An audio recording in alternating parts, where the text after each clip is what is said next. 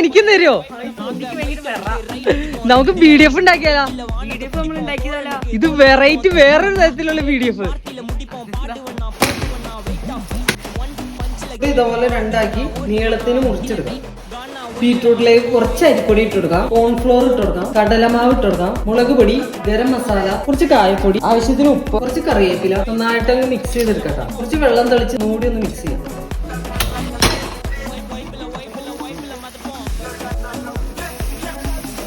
അപ്പോ ഇന്നാ BDF ഇത് കണ്ടിട്ട് ബീഫാന്ന് തോന്നലല്ലോ.